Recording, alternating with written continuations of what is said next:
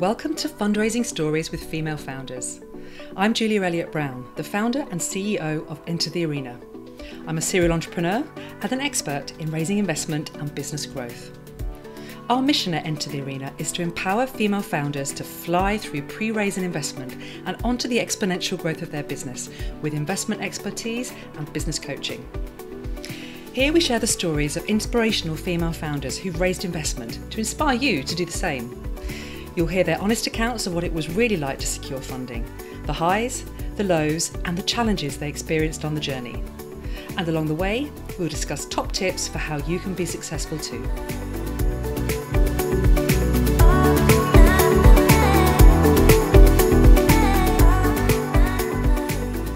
So today I'm speaking with Pip Jamieson, the founder and CEO of The Dots. Now, The Dots is a professional network for people in the creative industry. It's a platform that helps connect creative freelancers with freelance jobs and projects, and it's now used by about 20% of the UK's creative sector. Since its launch 5 years ago, The Dots has grown from strength to strength and now boasts over 500,000 members, which is truly incredible. To fuel the growth of her business, Pip has raised £5.5 million in investment finance over the last few years, with two major funding rounds. So let's meet Pip and find out more about her fundraising journey, the challenges she faced, and her top tips for success. Welcome to the show, Pip. Thank you for having me. Absolute pleasure to have you here. So, right, let's go back to the beginning. I'm intrigued to know kind of what you were getting up to before you started The Dots, because I have read all about your dyslexia. I've read about your amazing first-class degree from the University of Edinburgh. So I want to know all about that and what you've been doing, what you did kind of when you left university. I studied maths and economics at university. And funnily enough, I did that because my dad worked in the creative industry. So my way of being a rebel was to go off and do a maths and economics degree. And I started my career actually in the civil service. So I had kind of aspirations to make the world a better place, and I thought the best place for me to do that was in government. So I started working as a fast stream civil servant. My first secondment was to the Home Office, where I worked under David Blunkett. And, you know, it was the most incredible experience. And, you know, I got to work on some very exciting projects. So, you know, I developed the algorithm that measures drug harm, for example, here in the UK, which they still use to the day. It's actually a really bad algorithm, so it kind of makes me cringe every time I hear the number. But I must admit, government wasn't for me. You know, I'm way too impatient, want things to move at a much faster pace. I realized it would take me about 20 years to have any positive kind of influence. So I jumped ship and then joined the creative industry. So I was working for the Brit Awards here in London, and then working for Viacom, primarily MTV and Nickelodeon, and various roles around the world. And it was kind of while I was working at MTV that I really realized that the workforce I was surrounded with was just very different than the traditional corporate white-collar workforce, and I wanted to design a professional solution that worked for them. So the kind of differences I was seeing was a lot of the people I was surrounded with were increasingly working in a kind of a non-linear, non-CV-based fashion. So they were adopting freelance careers, but actually about 60% of our community aren't freelancing. But when they were in full-time roles, they had side hustles. So they were doing their own podcast, for example, or they were starting their own startup, or even when they were in full-time roles, they were working on a more project-by-project basis. But I think on a deeper level, I realized the people I was surrounded with in the creative industries, you know, they were joining because they wanted to have purpose and meaning in work. They actually wanted to enjoy the people they were working with. So I basically wanted to develop a professional networking solution that worked for them. While LinkedIn works very much for the white collar workforce, we kind of look after what I like to call the no collar workforce. I love it. That's fantastic. So you were at Australia, is that right? Yeah, so I was in Australia, and then I started the business here in London 5 years ago. Okay, fantastic. But did you set up a business in Australia first, or was... Yeah, so I set up a business in Australia, which is basically like a baby sister version of The Dots, which I then scaled in Australia to being the biggest professional networking site for creatives over there. I ended up having a business partner who wanted different visions for the business. He wanted a lifestyle business, I wanted global domination, and the rest is history. I love that. Global domination. Yeah, I know. Not shy on ambition there, clearly. I've been when I tell the story fundraising, you know, some of the people I chat to automatically assume that my co-founder was a woman because she wanted the lifestyle business, but actually it was my male co-founder who wanted a lifestyle business, and the female co-founder wanted global dominance. Very, very interesting. So you kind of got your kind of feet wet a little bit over in Australia and came here to start it. So with this whole thing about starting the Dots, what did you need to do to get it off the ground? And did you fund it yourself in the early days? Yeah, so I actually funded the Dots out of my exit in Australia. So everything I made in Australia, I reinvested into the business over here. So I seed funded it myself. And actually a number of the team from Australia relocated to London to help me start up again. So my COO, CFO worked with me in Australia, my head of product, head of curation, head of sales. So it was kind of one of those amazing things where I had kind of the experience of starting a business, but I also had at least the kind of micro team or the founding team, I guess. And also had the benefit of a bit of capital to be able to put in, so I didn't have to go through a seed because I put that money in. It's quite funny. My husband always kind of asks me, how much have we got left in our Australian bank account? And I keep basically saying we'll talk about it later. So I think he realizes I've spent everything. But yeah, I'm a kind of an all eggs one basket kind of person, I must admit. Yeah, well, listen, I'm sure you're going to return that investment back to him in spades at some point, Pip. Well, yeah. So you got it off the ground here with your own seed funding. So did you think at the beginning that you would probably need investment at some point, or did you hope that you'd be able to build it without investment? What were you thinking? Yeah, no, I always knew I need investment. I mean, our kind of vision for the business is to become the next LinkedIn. I think, you know, we very much, our genesis started in the creative industries, but it has quickly moved into tech. So Google, for example, is one of my biggest clients. But what's interesting about the workforce that we look after and the kind of work that they're adopting, that's actually a pattern that's being like adopted by millennials and Gen Z. So a huge amount of our community actually aren't even sort of, they're in I guess what you call the peripherals of the creative industries, because that's sort of the you know, flexible working, freelancing, side hustles, that way of work is very much a kind of a Gen Z millennial behavior. So yeah, my long-term vision is take on LinkedIn, and you can't do that without capital. So I realized that, you know, I'm on a 10, 15 year journey, and yeah, I'll be raising capital to launch into other countries as I expand. Okay. So talk me through your thought process when you got to the point where you decided to go out for your first investment round. How far had you got with the business? And what were you thinking at that point? Yeah, I mean, I guess I did have the luxury of obviously seed investing myself, and the luxury of sort of doing this once before and kind of learning a lot of the hard lessons the first time around.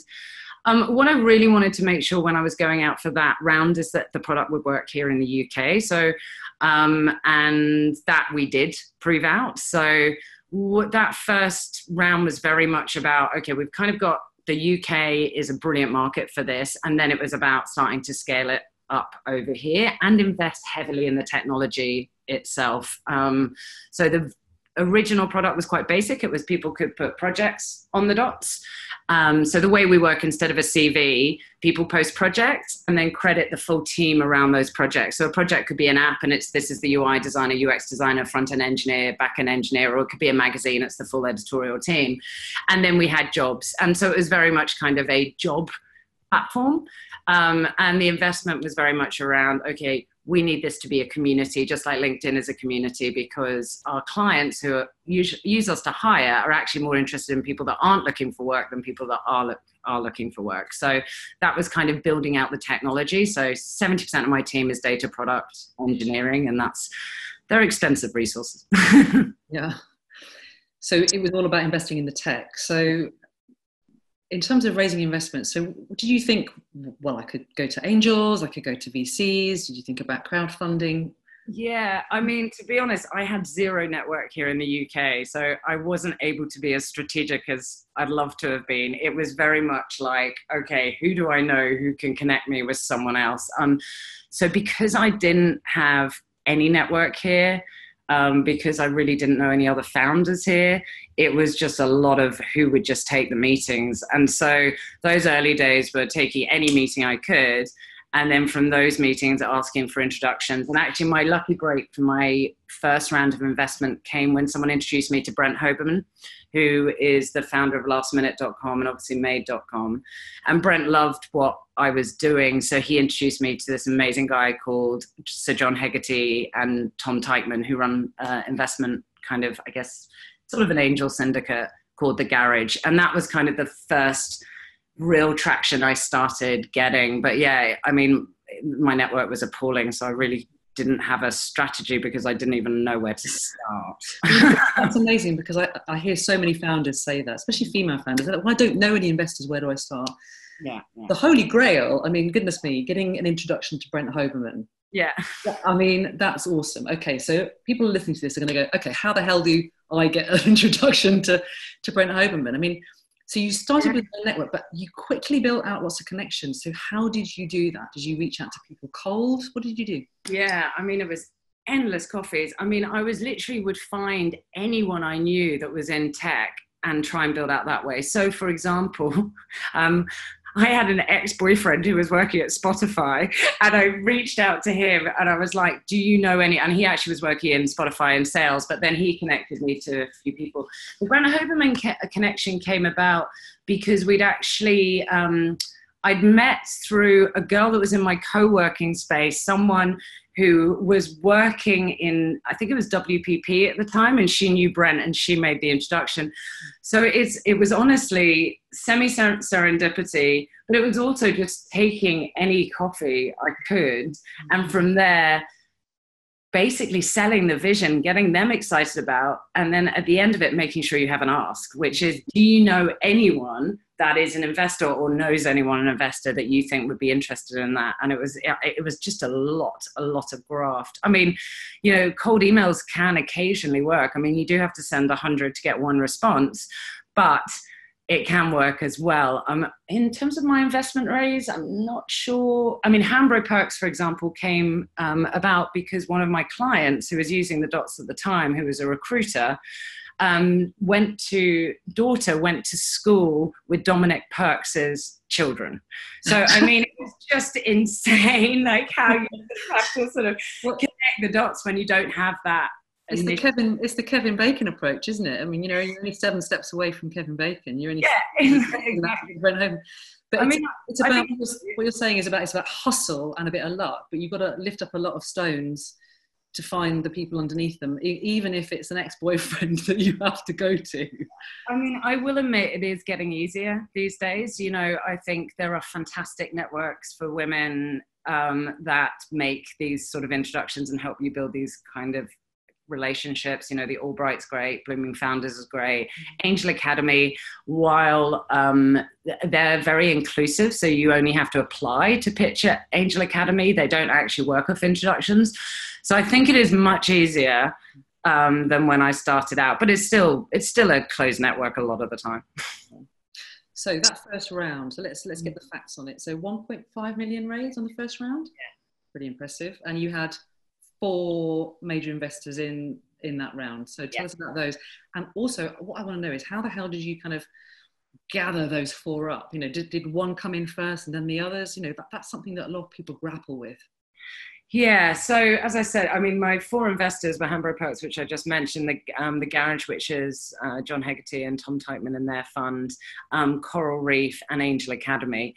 And so, I mean, I didn't really know what I was doing here in the UK. It was a very different market from Australia. I think I learned very quickly that you need a lead investor, and then that helps everyone else kind of come to the party. So, as I said, Hambro Perks I met by complete serendipity because a client's daughter was going to the same school as John Perks' daughter.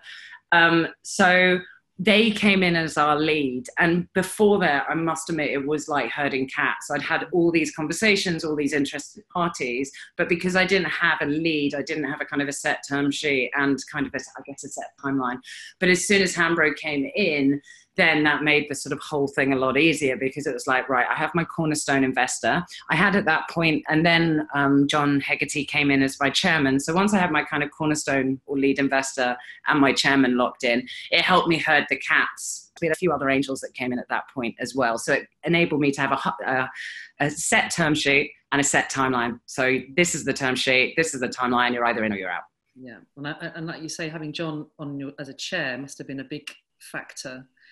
How important do you think that is for startups who are on that fundraising path to make sure that you've got a good advisory board or official board when you're going out for investment?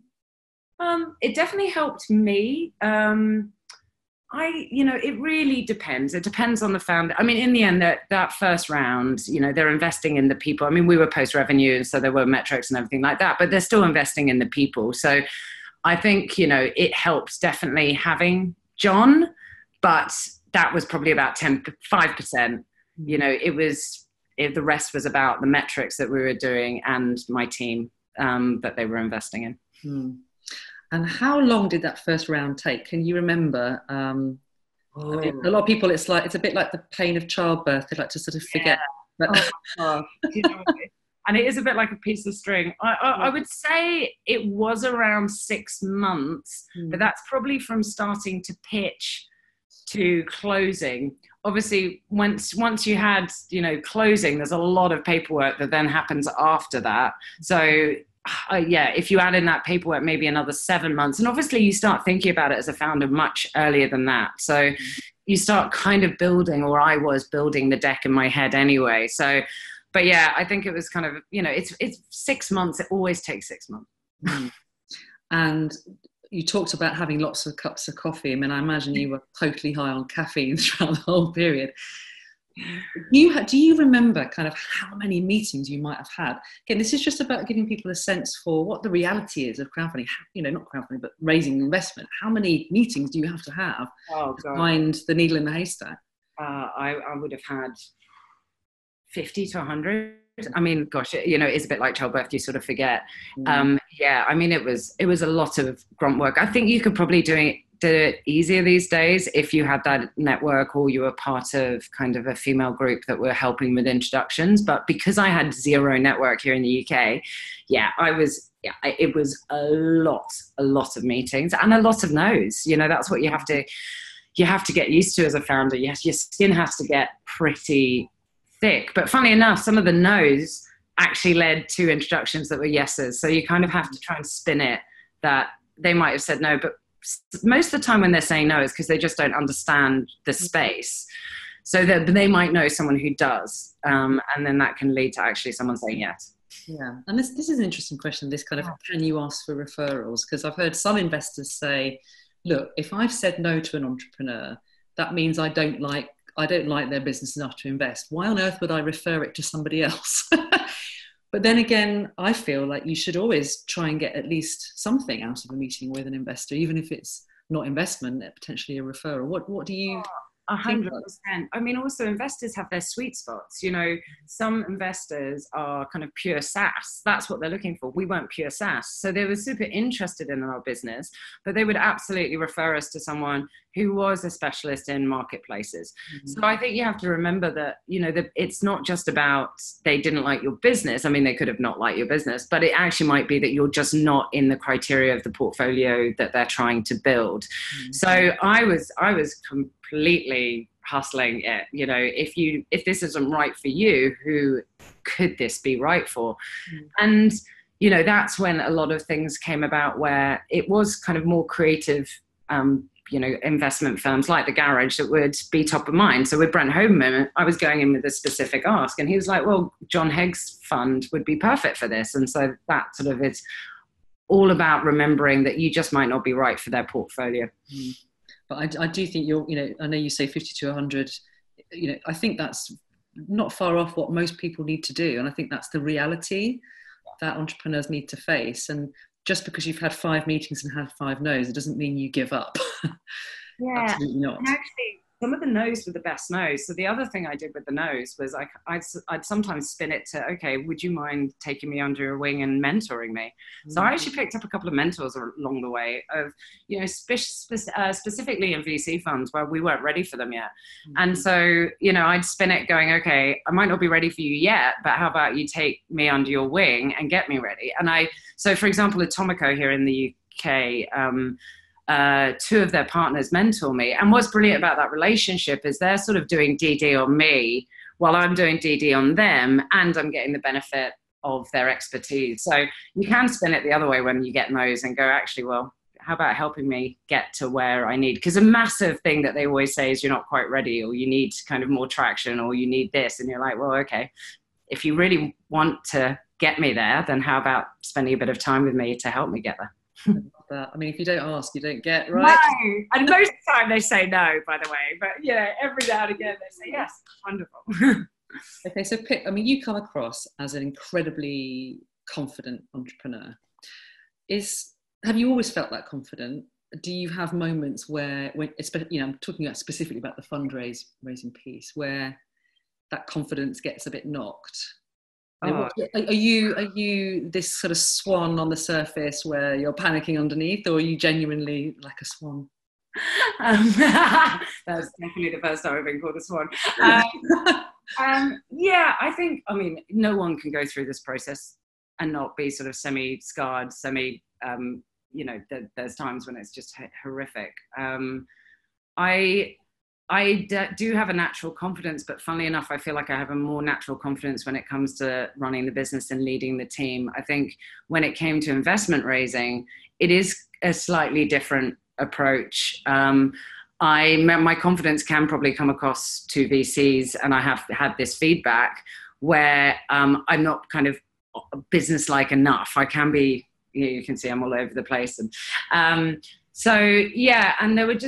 there were obviously days when you get no's after no's, and you get someone saying something awful about your business, and it's soul destroying. I mean, I was very lucky that I've got an amazing COO that joined me on the journey while we were raising, and John is my yin to my yang. He's very corporate background, EY trained. So we do kind of complement each other. And I felt that if I didn't have that kind of, wing person while I was raising, it would have been very, very tough. And what I made sure with John is that every time we did a pitch, he'd give me feedback afterwards on how I performed in that pitch. And again, that can actually be quite soul destroying, but it was so important because it made me better that then at least I was being soul destroyed by John, not by the next person I pitched investment to. Also because I'm dyslexic, I naturally hug. It's part and parcel a bit with dyslexia. So some of my first investment meeting, I was going in and I was hugging them. And John's like, what are you doing? And you see these investors deeply uncomfortable. So I think I had to kind of tone myself down a little, I think. That's fantastic. I love that. Oh, we should be hugging investors. I mean, right? But interesting that sort of you talk about that as being part of your dyslexia, but there's also something I see in that, which is quite a female energy that you bring to what you do. I'm just wondering if you ever felt kind of, it was an advantage to be a female entrepreneur, whether you felt any conscious or unconscious bias as you were going through the process, or whether you didn't see any of that at all. Yeah, it is tough, and it completely depends on the individual and the fund, and who I've met along the way. I have met the most incredible investors, ones that have said no to me that I still deeply respect. And I've met some very challenging ones as well. I think there is definitely unconscious bias. I had to have John on the road with me. Pitching on my own just didn't work. Whether that was because they needed to see another team member, but to be honest, sometimes I did feel like there needed to be a man in the room. I have had some times where they just ask questions to John or to my head of product, which is very challenging. And actually, once that happened from a female partner, not a male partner. Let's not kind of say... Yeah, it's not just about the guys. This is a kind of potentially, I think, a systemic issue with the investment industry. That's interesting. Yeah, the advantage I felt when I had tough times is they weren't great people. And I think raising investment is grueling for any founder, male or female. I think I at least knew who the bad investors were straight away from those initial meetings. And so it did help me filter out bad investors, maybe quicker than my male counterpart could do. They might have taken that investment and found out that they were absolutely awful in a year, which is the worst time. So I definitely felt like while it was challenging, it was a filter. But the reality is, as you know, only around 9% of angel funding is going for women. Only 2.2% of funding at my level is going to women.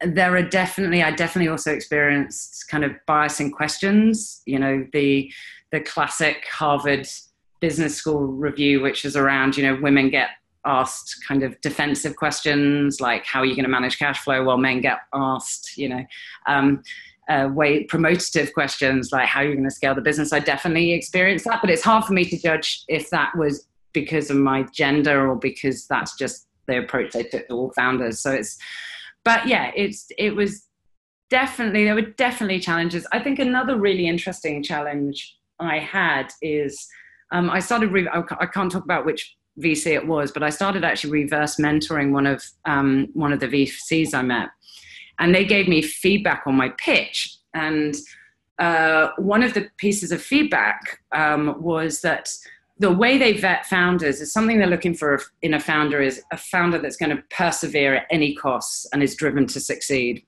And the way they test for that is they shoot you ideas for your business that are slightly tangential from what you're currently doing, that don't align with your vision. Now, what they're looking for is someone to go, that is a stupid idea because this, and this, right? Which is a very Bezos, very Jobs type of way of approach, Steve Jobs type of way of approach. But the reality is female founders, and when they gave me that feedback, I said, you've got to be aware that female founders won't just dismiss ideas in general. I mean, obviously every woman is different, but we will take away that idea, we'll digest it, and then we'll be decisive. And it doesn't mean we're not driven to succeed our mission. It's just that we do actually like taking in different information. And actually, I think that's why it makes us great leaders, because we are more collaborative.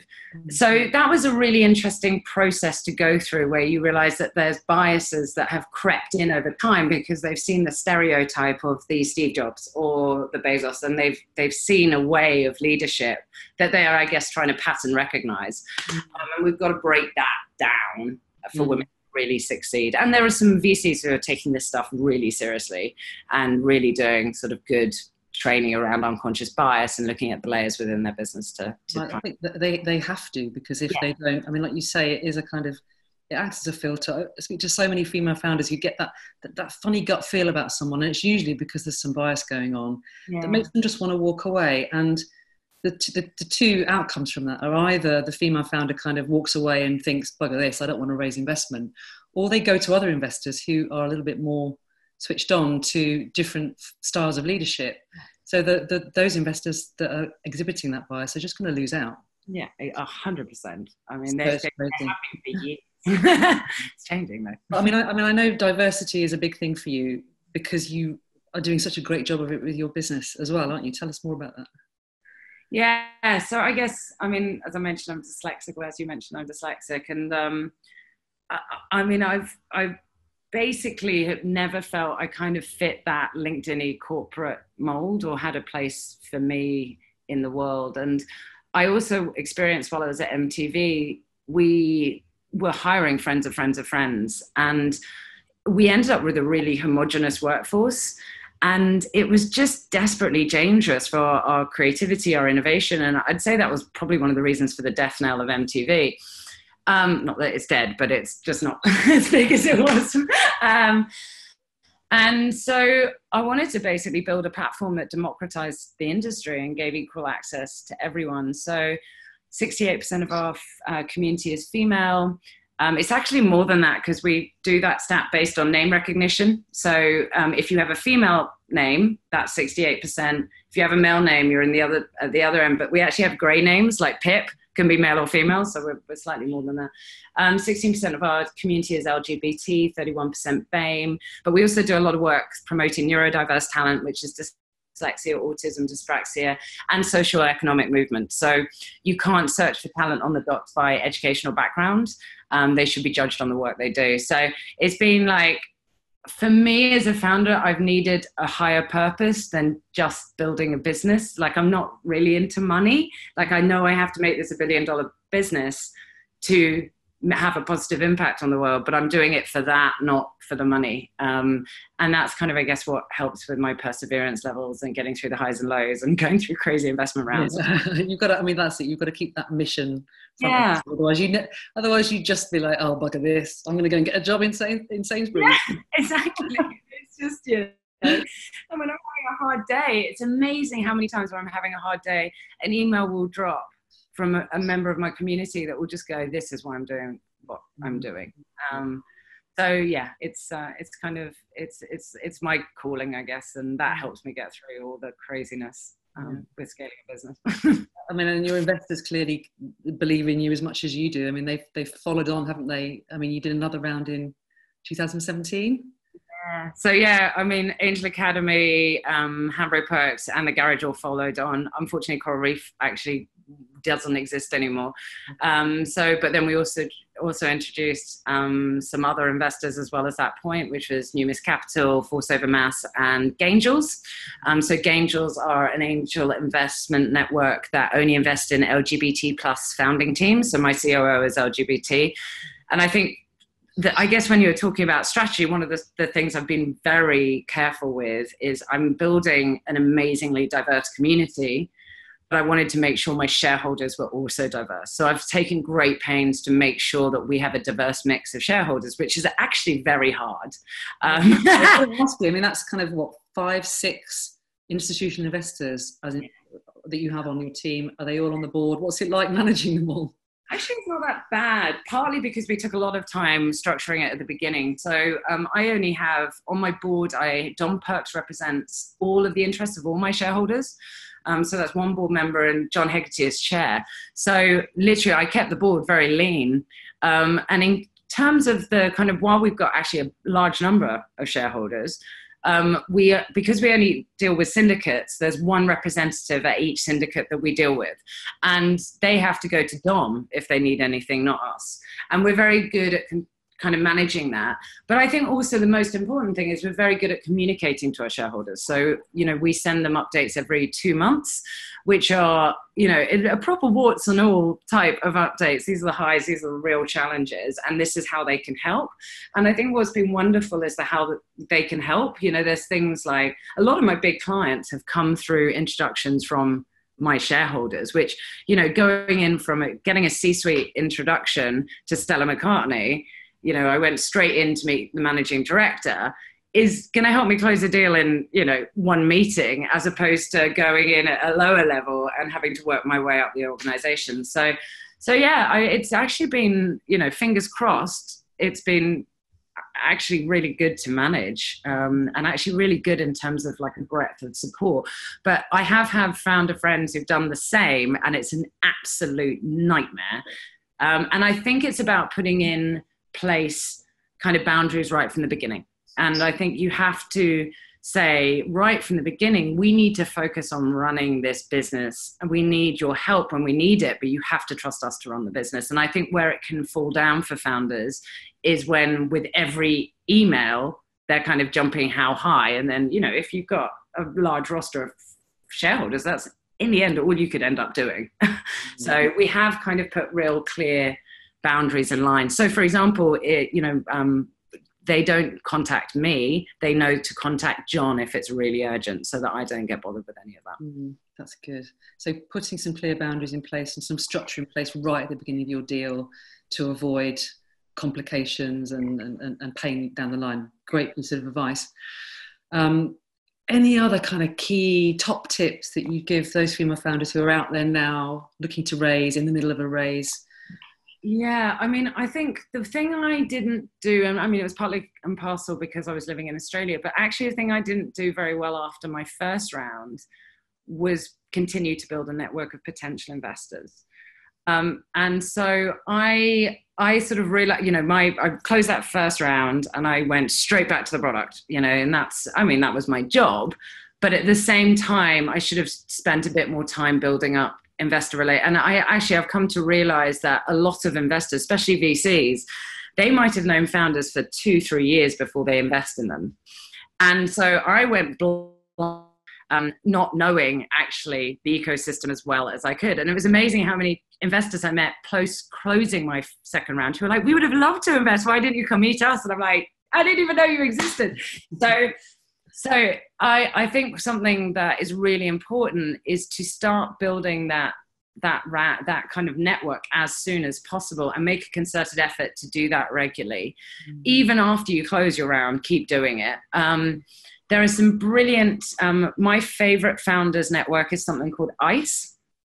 I don't know if you've heard of ICE. Yeah. So ICE I found amazing. So ICE is, I think it's around 400 people, about 60% founders, about 20% or 30% investors, and all the majors are in there, like, you know, Boulderson and Excel and Sequoia. Actually, I don't know if Sequoia is. Atomico's in there. And then 10% friends of ICE. And that's been an amazing way for me over the last, year and a half to build up a roster of, I guess, investors that I know really well now, that I know when I go into my next round, then I can hit the ground running, and I have that little black book, because I didn't take enough time on the little black book. I mean, that doesn't really help someone who's in the throes of it right now. It's all right. It's a good network to be in. I mean, their events are a bit legendary. I hear lots of stories of people who've been on ice, long weekends away skiing and all that kind of stuff. That's about not just meeting someone over a coffee. That's about building actual friendships with people in the network, which I think is important. There's got to be some depth to the connections as well as breadth. Oh, 100%. I mean, there's still, investors are still investing in people. At Series A, Series B, it's way more metric. And also, investors are people. Yes, exactly. They are not these kind of just scary people in suits sitting in glass towers. They are people with jobs. They've got a job to do. They want to find great founders. They want to build good relationships with you, right? And also, you want to do the DD on them as well. And, what a great investor for you could be a completely terrible investor for someone else. So you need to build up those relationships. So ICE is great like that. I've built up very close relationships with investors. And actually much later stage investors, one's Series C or D, which is kind of building that network for when I'm ready for that stage. So I think that's, one of the core things. I think if you're in the throes of it, it's just perseverance. It's just grunt work. It's, as I said, hustling. It's making sure you're asking for those introductions. Don't worry if they say no. If they say no, ask them to be mentors. That's been invaluable to me. And I think, to be honest, I got better at it. On my last round, we were actually only raising 3, but I ended up closing 4 just so that I could kind of focus on the product again. And I have a bit of a break between fundraising. But what was so interesting about that process is it was kind of slow at the beginning, and then we kind of locked in about 1.5, and then it turned into like FOMO. It was amazing. You suddenly got this kind of momentum, and it's so hard. I think Seth Godin says it's really well. It's like, those kids' balloons that are really long, and you're blowing and blowing and nothing's happening, and then they start to inflate, and then it's kind of really easy. That's sort of what it felt like. But I think what was really interesting about that is my confidence changed as well. So when I knew I was going to close the round, I was a lot more confident in pitching, because it was a bit like I was in there going, you're either in or you're out. Like, this is going to close. And maybe I got a bit more masculine swagger in there, a bit more arrogant masculine swagger. So I'm trying to work out how I get it. If you can get your mindset into a place where you fundamentally already believe that you have this round closed. Yeah. Get that absolute inner belief. And there's a lot of work you can do to get there. I mean, lots of kind of visualization and really stepping into that vision. If you can embody that belief that you're going to be successful, or you are already successful, it changes the way you radiate out to the world completely. Easier said than done, but it is so much easier said than done. But it works. But it takes a bit of training to be able to switch your mindset into that place. Completely good. And actually, the other thing I did really well on the last round is I actually got a lot of practice runs in before I met the investors I really wanted. So I actually kind of made a list of investors I'd heard not so great things about. And I can't tell you the list. Start bottom up. Bottom up. And I pitched them. You can share that with me privately. Yeah. And I pitched them first because I was like, I wanted to get pitch ready. And I was, by the time I was going in to meet the investors I wanted, I had the pitch down pat. I had the answers to all the DD. We had kind of, a Google Doc where we had all the questions. And so I was ready. And it was grueling. That first month was horrific because, but it got me pitch ready for when I started meeting the ones I really wanted to meet. And so that really helped as well. Yeah, that's great advice. Fantastic. Thank you so much. So what's next for the Dots? You've got enough money in the bank, I hope, now to get on with some serious plans. Is it all about globalization now? What's on the horizon? Yeah, my vision is next LinkedIn. So it's fucking, oh God, I just swore. It's fine. So it's the start of a long journey for me. Next steps for us. We're very much of a UK, primarily London play. So next steps for us is starting to expand international. Mm-hmm. So we're kind of building out the roadmap of where we're going to go next. And then, I'll be into another round of investment probably at the end of this year, and starting raising for that next phase of the Dots. And then, I'll be raising investment probably for every 2 years until, we are the next LinkedIn. And then God knows what I do with my life, because this is my life. Yeah, you never, if you're on that path to global domination, raising investment is kind of part and parcel of that, isn't it, really? You've got to get shit hot at it, otherwise you're not going to get anywhere. Yeah, and one of the best books I ever read, which was The Everything Store, which is Jeff Bezos's book about scaling Amazon. And there's a lot of kind of management principles I don't agree with in that book. At the same time, the vision of thinking long-term is so amazing. And that's kind of what I try and do every day. I'm constantly thinking of being the next LinkedIn, and now I've got to just work my way to that vision. And with that comes funding needs. You're going to get there. And I would say for all of you listening, I'm a fan of the Dots. I use it all the time to find freelance resource. It's brilliant. And I know lots of startups out there are always kind of going, where can I find good resource? Go onto the Dots, check it out. You'll get some great people on there, I promise you. Oh yeah, my favorite one recently is I was at a dinner with one of a VC that I absolutely love, who I'd love from our next round. And there was another founder there, and she just started raving about the Dots. And I'm like, this is great. I don't even need to pitch. I just need to make sure. Yeah, a lot of people into the room. Yeah. Fantastic. Well, thank you so much for sharing your journey. Really, really insightful. Thank you. And it's great to see you having such success. I wish you lots more. And thanks again for your time, Pip. Fantastic. Thank you. It's been brilliant. Thanks for following Fundraising Stories with Female Founders. This content is all provided to you for free, so if you've enjoyed today's episode, please subscribe so you never miss another one.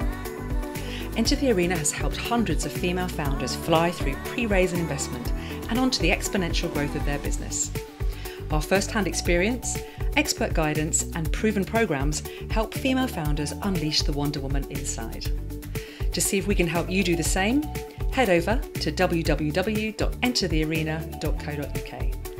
I'm Julia Elliott Brown, and I look forward to talking with you soon.